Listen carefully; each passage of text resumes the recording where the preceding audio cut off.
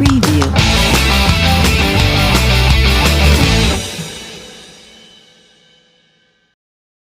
Episode 41 after a huge win last night in extra frame.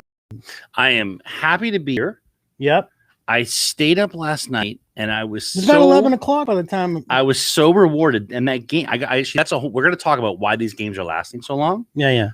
But it was awesome. It was like playoff baseball. I was still kind of like taken aback. I mean, still not used to seeing the guy like lead off at second base to start the 10th. Did you hear my favorite part of all of this? What I call BS of the guy at second base is at Yankee Stadium. I'm not a Yankees fan, but I do enjoy watching baseball there.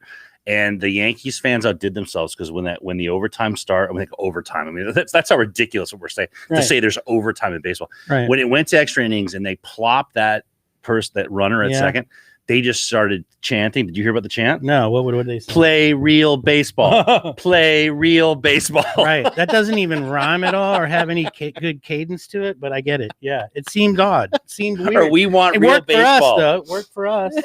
Worked for us. Well, I got to tell you. So for those who didn't watch the game, it felt like a playoff game. Yeah. The intensity. Yeah. And those hated Braves. And the crowd was nuts. Yeah. The game was nuts. It was great to see the Braves, their bullpen falling apart. Yeah. And they allow a lot more people at Truist Park than we do. I think there's like 14, 15,000 people. Yeah, it looked like there was a fair amount of people. Yeah. So almost double what we allow at Marlins Park. But let's just go through because there were some really cool highlights. Number one, Adman Duvall taking one opposite field long, first at bat in his old stadium. Yeah. Oh, I'm back. Very special. Duvall. Yeah. And miss me? Yeah. And listen, look, the guy has had a slow start and people have been riding him pretty hard. But look, I mean, he's got an awesome swing. I think he's going to be fine. He's great defensively, made an awesome catch against the wall.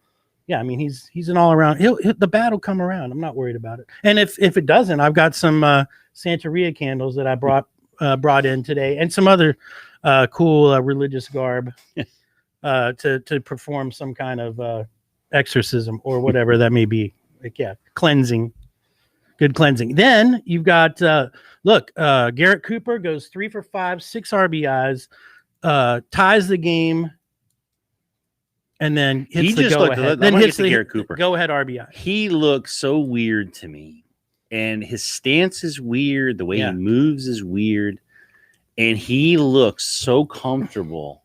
I mean, there was that point with the go ahead.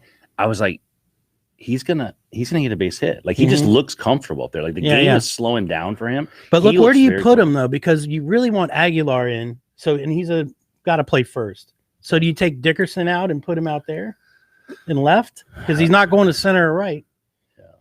I mean, that's the quandary, the problem after that we have. And I got to tell you something. Like last night there was some defensive. I mean, people were flashing the leather. Those Marlins were flashing leather, and you do something like that for the bat, and then 3 runs score on a ball that gets the wall that like you could have caught. It's a tough decision, but I got to tell you, that is again like he is. How do you sit that guy? How do you sit that guy? And I think part of the reason that his bat hadn't come around till now is because he's been out of rhythm and not playing on a consistent basis. He felt like he was. I read an article today from an interview yesterday after the game, saying, it finally feels like it's clicking, but I felt like I had 5 or 6 days off. You can't. You cannot. Not if you're going to perform at a high level. You need to see pitches. You need to, be out there doing it. So I don't know, maybe left field, but we really got to look for a catcher.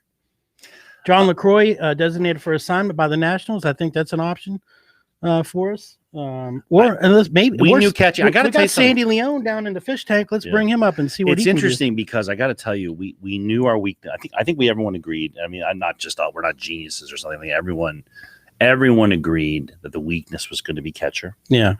And we gave up a really good one in JT Realmuto. Seems like we give up the good ones.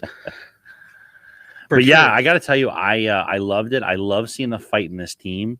I was sitting there watching it with my 8-year-old, and she's standing on the bed yelling. I mean, it's funny, like what means to a father to have your kid Get fired up. Well, it just makes you love the team. It makes you appreciate the team. Right. It's like I like watching baseball with my daughter. Right. And when it's a game like that, like my wife is like, go to bed. Like, Yeah. I mean, it was really exciting. Right. Like, she'll watch the game with me tonight because it was freaking awesome. And not only were the players jacked up, but Don Mattingly also. He got ejected in the 8th on a call that was obviously not clear and convincing evidence under any circumstances. Like, these replay things are a joke. Like, they need to do something. I got to tell you something. The umps are going to have to do something.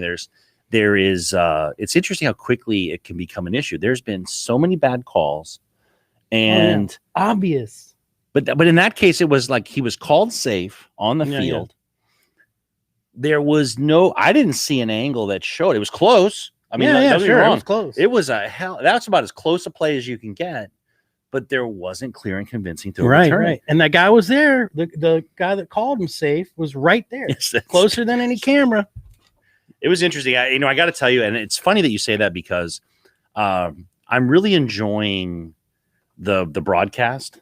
Yeah. And the guys are doing a great job, and they're not at the game. No, they're back here. They're here, and it's been interesting to see. I think they're really working hard to do a good job because of that. Yeah. It makes it a lot tougher. He said a couple things last night, but that was, he said something. He's like, I'm here. He goes, I want to tell the fans something. I'm here 3-4 hours watching these games every night, and I don't like the replay any more than you do. Right. And I thought that was really interesting. It's true. That's a telling statement because we as fans hate it. I hate that excitement we used to have about a play because it's exciting, and then you're just immediately like, what's the review going to say? Right. I mean, I got to tell you, and not to bring in other sports, but watching soccer, it's really taken the joy from soccer away because that goal, it doesn't, like, it's like, okay, what does the tape say? And they go back there looking for an offsides 2 possessions ago that, it's really takes away from that flash of what's going on. And then like the excitement of that play, like that's just a bang, bang play. It was an important point in the game. And then it gets taken off the board you're sitting there watching these crappy videos that don't make sense. So I don't know what to do. I got to tell you, it's like we were sold on the replay because you got to get it right. Right. And we agree with that. I mean, I think as fans, we're like, yes, we do not want games being stolen. But they're not getting it right, Tommy. Right. They're not getting it right. They're not getting it right, sure. Tommy. For sure. And the hit pitch is the perfect example of, like, you talk about when replay should come on, right? Like it's I don't know. I mean, I'm gonna shut up about it. It's really disturbing. Right. But Karma came back to get Conforto when he went 0 for 5. So I mean, it all worked out. But none of this, and I think that's part of it too, is none of this matters until it matters. Right. Like right now, that game, if we miss the playoffs by 1 game, I'm going to be but it's going to be during the playoffs. I mean, hopefully they get these kinks up because I don't know. It's a detriment right now. Yeah. So you seem either overdressed or I'm underdressed because I'm just wearing a Caribbean club suit or club T-shirt from Key Largo, and you're wearing a full-on tie and blazer. Well, tonight we have today is Happy Election Day. Yep. And one of my favorite days of the year. I love election days, and we have elections in Coral Gables. So I encourage anyone to tune in tonight. Starting at Go Tanya. 6:30. That's all I got to say about that. Go Tanya. Yeah, we got a lot of friends running, a lot of people that had been through here. It's going to be very interesting to see what the voters say, and it's interesting because democracy only works when you do it. When you participate. We're doing it. We're doing it today. Yeah. And I don't know what it is. I feel like emotions are so high, but it's a process. It's a cleansing process because if you lose, you lose. I mean, not to get into national politics with what just happened, our president, but it's like it's going to happen. Don't get us kicked off Facebook. Decisions are going to be made, and we move on to the next thing. Although there's going to be a bunch of runoffs, and we'll be talking about it later. So please tune in. Yeah. So speaking about this podcast, and I don't know if I told you this, but Mainline Marlins is ranked 69th in the United States on Apple Podcasts for sports news podcasts. What? Yeah. So subscribe, follow us on Twitter, Facebook, Instagram, YouTube, or just go to the website. And if you want it, we have all the videos there from every episode. And then you can listen to it on whatever platform you listen to your podcast on. I love Number it. 69. There's got to be, I think there's number 69. 10,000. We need to get t-shirts with 69 printed on the back. Exactly. Like right away. tomorrow. And when people ask us why we're wearing 69, we're number they're like, 69th because we're the 69th ranked podcast on Apple Podcasts. I don't know about any of the other ones, which would be like 1,000 or 10,000. Who knows? I love it, man. But here's something kind of funny that I wanted to talk about, because obviously we have new affiliates this season for our minor teams, and one of our minor league teams is the Jacksonville Jumbo Shrimp.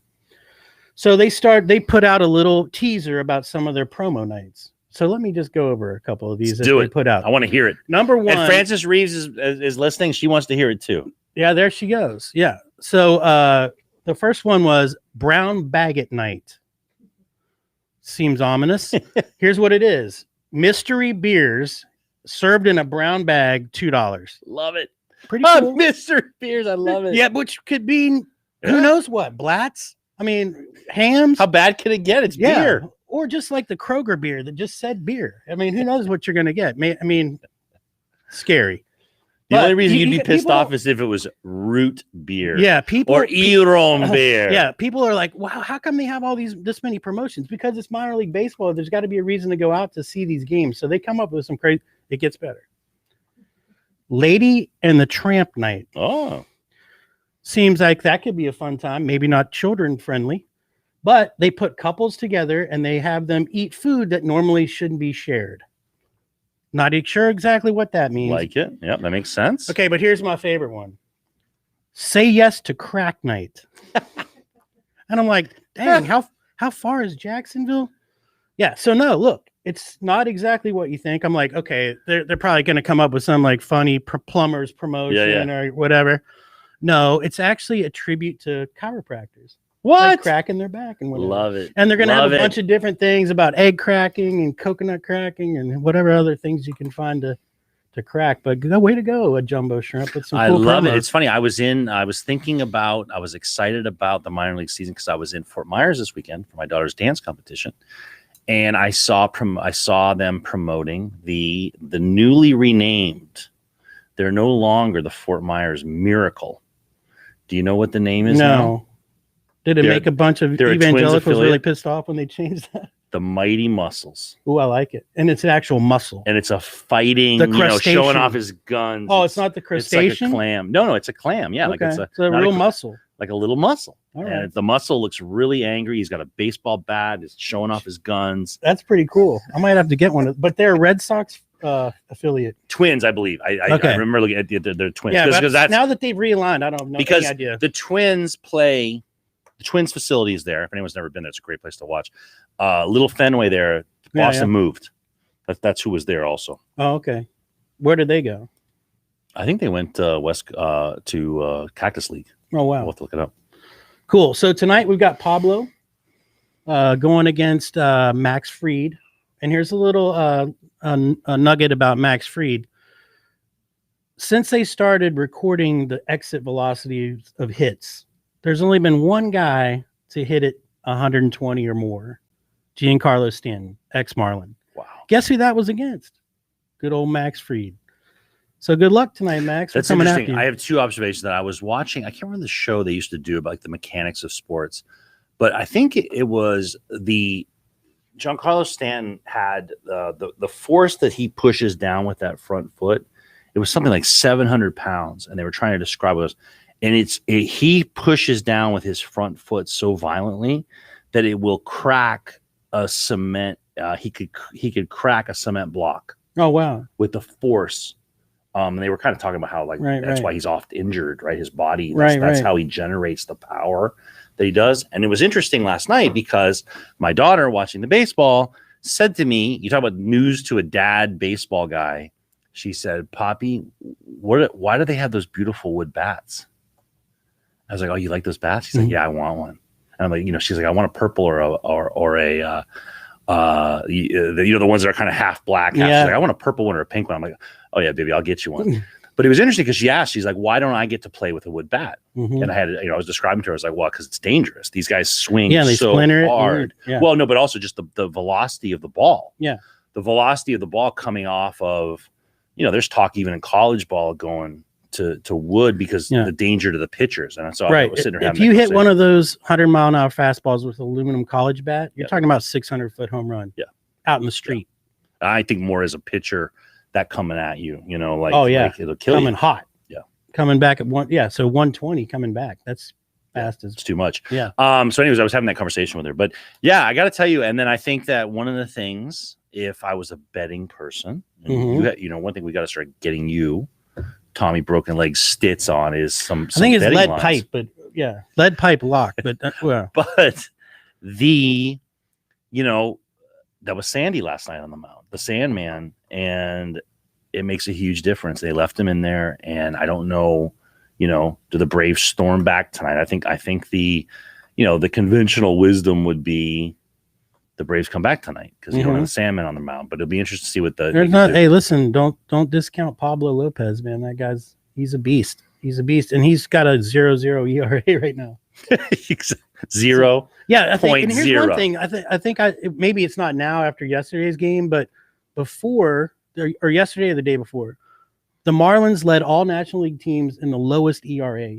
In the National League. And here's another little tidbit, and this didn't really have an effect on last night's game because we didn't steal any bases, but we're the third in the majors, the third most stolen bases. Yeah, Miami Marlins. Yep.